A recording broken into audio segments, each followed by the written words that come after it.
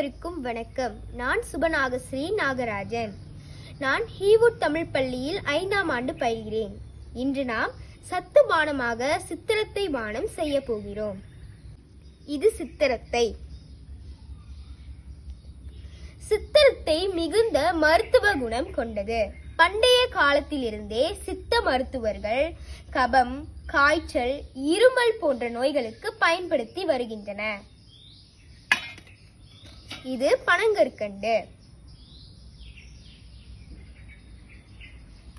இந்த பானத்தில் நாம் பனங்கற்கண்டு சேர்க்கலாம்.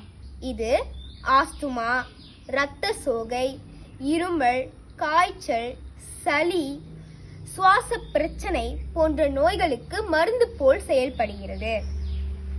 இது மிளகு.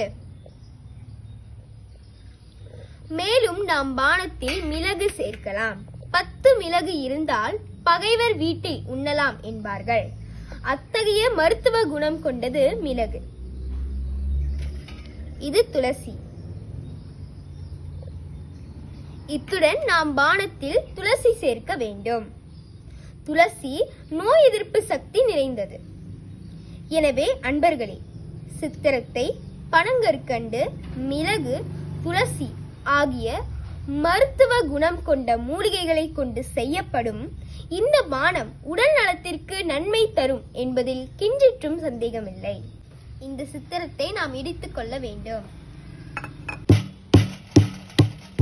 இதுபோல் ஒன்றும் பாதியாக இடித்துக் கொள்ள வேண்டும். இப்பொழுது பொருட்கள் எல்லாம் தயார் நிலையில் உள்ளன. நாம் சித்திரத்தை பானத்தை செய்யலாம்.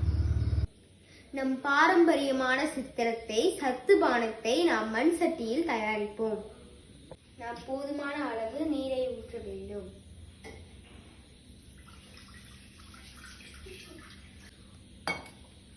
பிறகு நாம் சித்திரத்தை, சிறிதளவு மிளகு, பிறகு துளசியை சேர்த்துக் கொள்ளலாம்.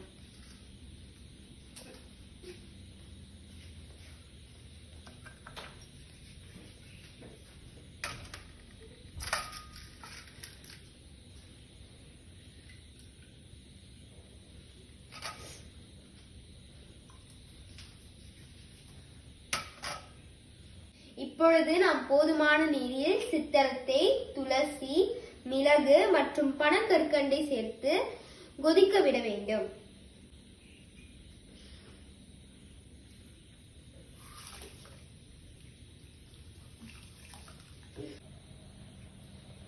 சித்திரத்தை சத்து பானம் நன்கு கொதித்து விட்டது. இதனை நாம் வடிகட்டி கொள்ளலாம். இதனை நாம் இளம் சூட்டில் பருக வேண்டும். நாள்பட்ட நெஞ்சு சளி குணமாகும்.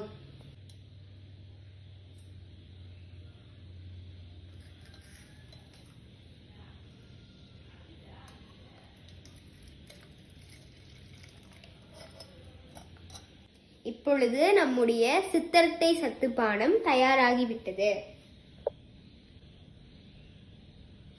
சித்தர்கள் சித்த வைத்தியத்திற்கு பயன்படுத்திய சித்திரத்தை கொண்டு செய்யப்பட்ட பானத்தை நாமும் செய்து பருகி உடல் நலத்தை மேன்மையுற செய்வோம்.